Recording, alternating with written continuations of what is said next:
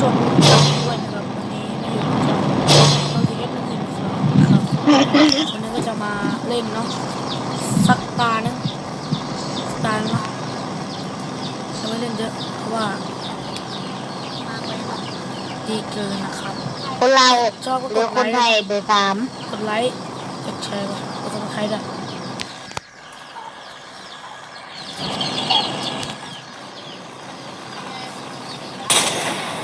กดไลค์นะครับน้องพี่ๆนะครับถ้าชอบหรือไม่ชอบไงก็คอมเมนต์นะกดไลค์กดซับสไครต์ให้ด้วยจะได้มีกำลังใจทำคลิปคนน่ารักโคโลยอนลงบ้านของฉันด้วยคุณมันสามเลยเฮียมึงมีคนแย่งหัวเนาะสักหัวล้อเลยเฮียตอนนี้อะไรก็หัวล้อเลยเดี๋ยวมันไม่ลงด้วยเสียคนหดลงกับกูอ่ะอุ้ยกูไม่ไหวแล้วนะเรื่องของกูคนง่วงนอนเหรอครับคุณไม่ไหวใครยิงวะหัวล้อแล้วนะ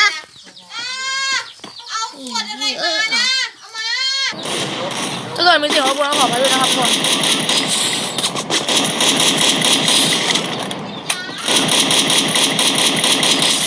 ผมอัดคลิปทีไรเสียงดังกันทุกทีเลยทุกคนเหี้ย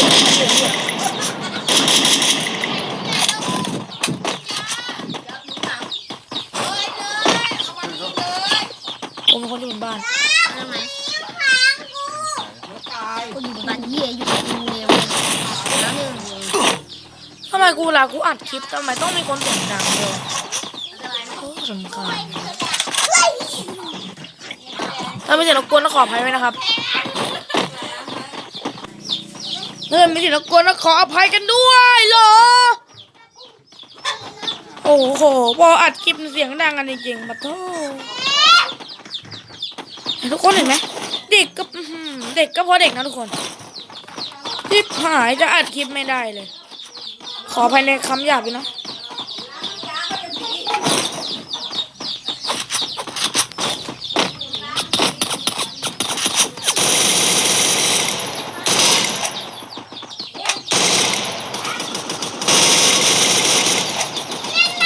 เหี้ยผมรัดกูเด็กเหี้ย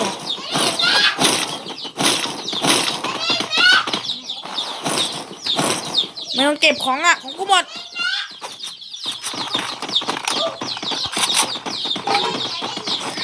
แม่งผมจะอัดคลิปแม่งจะเสียงกันทุกคนจะไม่ให้ผมหัวร้อนยังไงพอจะอัดคลิปก็เสียงดังกันโธ่เรื่องมันไม่ไหวนะ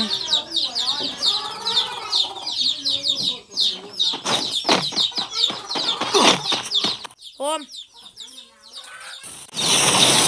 ไปอีกหน่อยผมยอมลุ้นออกทุกคนเริ่มเงียบละรำคาญจริงๆ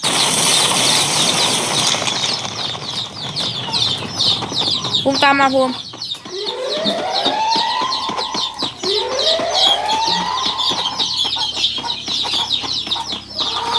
ผมก็ไม่อยากจะโม้เยอะแหละ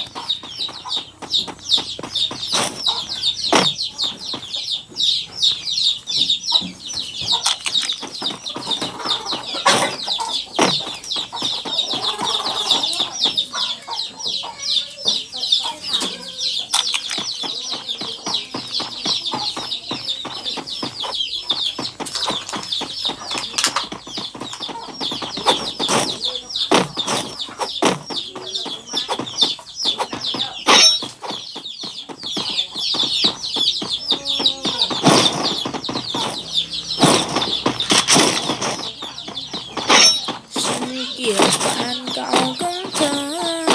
คนนั้นที่ไม่มีใครเขาเทียบได้ฉันเกลียดแฟนเก่าของเธอคนนั้นนะ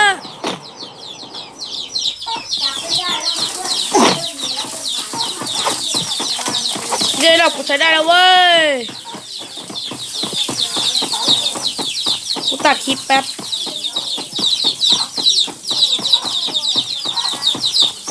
มีคนเล่นกระดอบนะทุกคน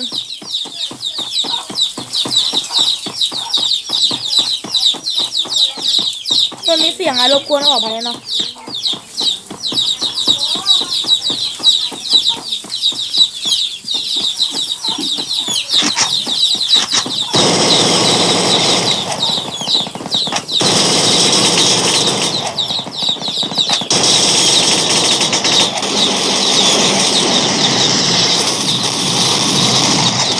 สวยวิ่งหาพ่อมึงนะวิ่งหาพ่อมึงนะ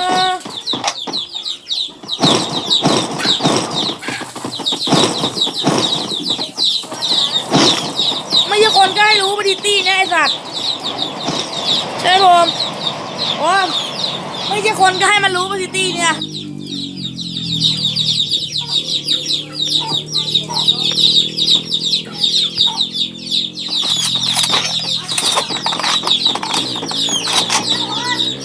ไหน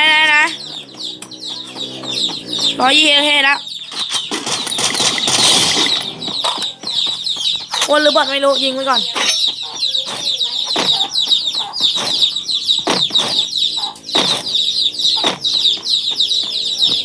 คนนี้ก็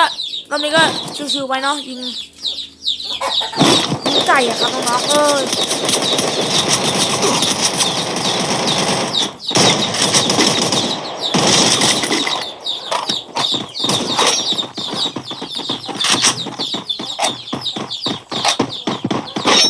ทำไมหลังๆมันเริ่มเจอคนเรื่อยๆแล้วเหลือ1 คนนะเหลือกี่คนแล้ว2 คน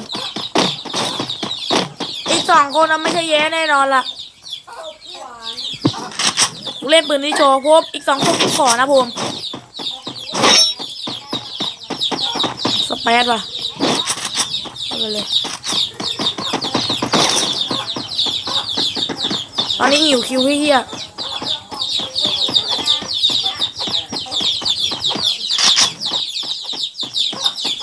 ตอนนี้ตรงนี้กูคลองมึงอยู่ไหนมึงบอกมา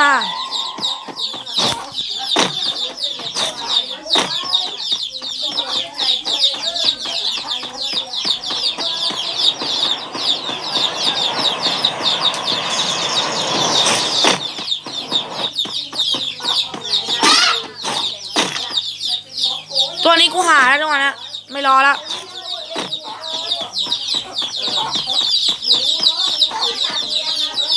ท่านฟาร์มมาดูแลไม่มี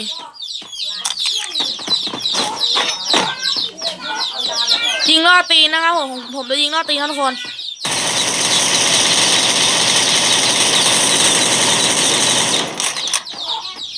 ยิงล่อตีน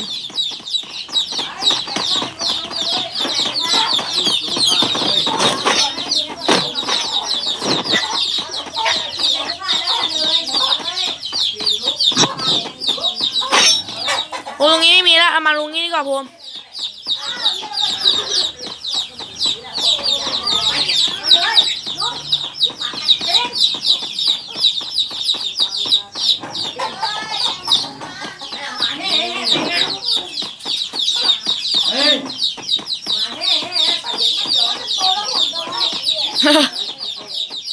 อย่าไปคิดอย่างนั้นดิมันอาจจะโดนมากบีบตาก็ได้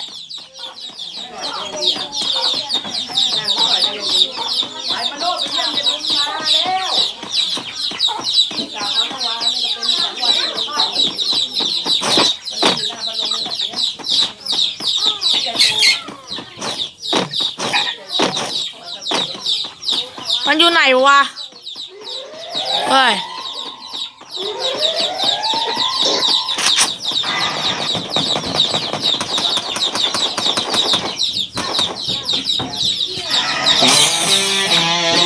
โอเคครับก็ขอจบคลิปเพียงเท่านี้ชอบกดไลค์กดแชร์กดติดตามผมด้วยเนาะกดติดตามเยอะกดซับสไครต์แล้วกดติดตามกดกระดิ่งด้วยจะได้มีคนติดตามก็ขอจบคลิปไว้เพียงเท่านี้ครับทุกคน